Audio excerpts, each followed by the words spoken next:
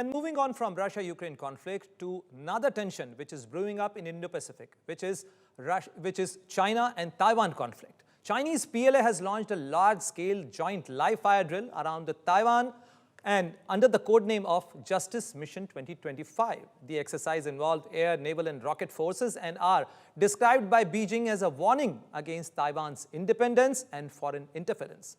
Taiwan condemned the drills as provocative while reiterating its democratic identity, as tensions also rise involving US, Russia and Japan.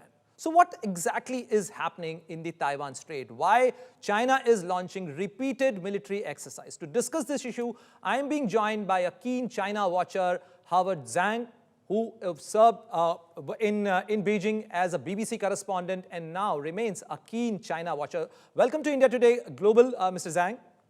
Thank you. My first question to you. PLA has kicked one of its biggest live fire military drill in Taiwan Straits, and that too in just days after US announced a massive $11.1 billion arms package for Taiwan. What's the main message Beijing is trying to send here? The message is multifold, of course. First of all, it's a message for the Taiwanese. It's to saying we're normalizing this almost a show of force as a, they frame it using the word justice, legal, and we are the new order in the area. We're the de facto new order, and we can quarantine you and ring fence you as well as chokehold you whenever we want. This is the first message to scare the locals on Taiwan Island. But of course, it's also a domestic message for the population that the ruling Communist Party, President Xi, is in firm control. And the third but not the least is a message for US and its allies. This is our turf, and if you look at this time, the formation, the areas they send military troops to, and concentrated on, besides the strait, it's actually outside the strait. It's on the eastern side of Taiwan, which is, the what they call beyond the first island chains. And yes. That's almost telling the US and its allies, including Japan and others, that we can deny your entry into the area if we want to. So I guess this is the basic messages to Taiwan, to the mainland itself, as well as to US and its allies.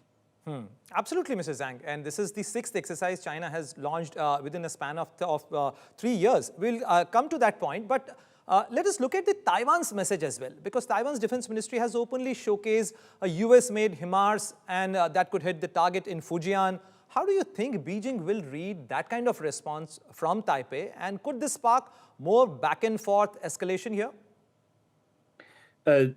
First of all, the communist government in Beijing has never given up officially the goal of militarily take Taiwan if necessary. And of course, they've been talking about peaceful reunification, quote unquote. And but the goal of reinforce this idea of one China only has never been given up. So that's just the fact. And the one reason many would see deter in Beijing from actually taking action is the capability and the risks involved, as well as the strategic fallout that will come with an actual kinetic war. So I can't say, even with the escalation in tensions, I can't say I see a military conflict tomorrow, but you can definitely see a trend of Beijing slowly, gradually, but surely ramping up the pressure. Absolutely, Mr. Zhang, because if you see the statistics, since August 2022, when Nancy Pelosi visited Taipei, and after that, China launched an operation there, a military drill, similar military drill there, and thereafter we have seen this is the sixth military drill, live fire drill, which is being conducted by the Eastern Theater Command of China. So full encirclement of the port blockade, simulation of amphibious landing, everything is being, is being worked out here. Does that signal a long-term shift in Beijing's Taiwan strategy under President Xi Jinping? Because often this has been reported that President Xi Jinping has already directed the PLA to remain prepared for Taiwan integration by 2027. Many analysts think that these drills are starting to look less like routine exercise and more like rehearsal for a real blockade or an invasion. How seriously should we take that message right now and that risk right now? Yeah, what you said, rehearsal, is definitely one part of it. But as I mentioned at the beginning, it's a deliberate making the world understand this is what they call normalization of this type of actions. So this would no longer be, it's almost a desensitization of, a few years ago, if Beijing mounted, when they mounted the first few of these type of blockades or rehearsal blockades, the world was alarmed. But if this continues, it becomes a routine. It's almost giving them the legitimacy of doing this in the area. I think that's the main goal now. So if this continues and becomes a routine, they don't need to then have a daily incursion of flights. They can just say, I can do this. It's similar. There's a parallel you can see with the pre-war, Russia moves near Ukraine. And so there's a lot of that buildup. But whether, again, we don't know when and where this actual thing will happen. That is a big million-dollar question. Absolutely. But Mrs. Zhang, whenever that will come, that will have wider ramification because this will not be limited to only Taiwan Strait.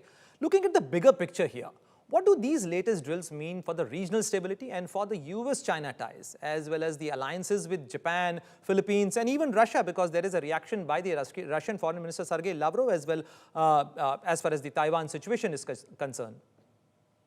Yes, of course, this impact will be felt by all sides. First of all the players in the area, chiefly US, Japan, and Taiwan, will start to really look closely and calculate their own capabilities. And besides the US sale of a massive package of arms to Taiwan, just before that, the Japanese Prime Minister Takaichi also mentioned, if Taiwan is at risk, then Japan is at risk. This is also triggered a lot of angry backlash from Beijing, but it just shows all the eyes are in this, what they called chokehold area, because huge volumes, the majority of trade going between East Asia to the West go through Taiwan Strait, South China Sea, Indian Ocean. And of course, the US and India has full control over the Indian Ocean and the Malacca, but beyond Malacca into South China Sea and Taiwan, that chokehold at this moment is international waters. But if hostility ever were to break out in the area, and all the major powers will have to do their calculation, because even India has massive trade with East Asian countries, and if something in the Taiwan Strait happens, it will impact on all people, and so the U.S. will have to do their calculation. So does Japan and all the other powers. But Mrs. Zhang, as we are talking about a wider picture here, you mentioned about the Indo-Pacific here and the interest of India as well. But recently we have seen increased Chinese assertion, because recently they are conducting live-fire drills around Taiwan, but also in the Philippines exclusive economic zone, there has been Chinese ship, and there is a statement by the Philippine Coast Guard that they have objected to the presence of the Chinese ship there. Recently, there are missile tests conducted by North Korea as well. Is anything brewing up in this region, specifically in the Indo-Pacific region, which we should be concerned about and which we should be cautiously reading about? The bigger picture, I guess most of our audience possibly already are aware, is the overall rivalry between the bloc that's loosely aligned, China, Russia, Iran, and with the existing status quo powers of the post-World War II Pax Americana, or the American-led world order. They are challenging the US on all fronts. In Europe, you got the Ukraine war. In the Middle East, Iran and its allies and proxies are challenging U.S. power status quo via, a hit on Israel. And now you also have China ramping up the pressure. So none of this is isolated for me. And all of that, at the bottom line, is trying to see how the U.S. and its what they call declining powers of the West will react. And many will use the term gray zone warfare. So lots of this showing the force, but not actually engage in direct hostility and pushing the pressure points and seeing, using, they've also used the cutting off supply temporarily of rare earth minerals and hitting the Philippines, which is a U.S. ally in the area.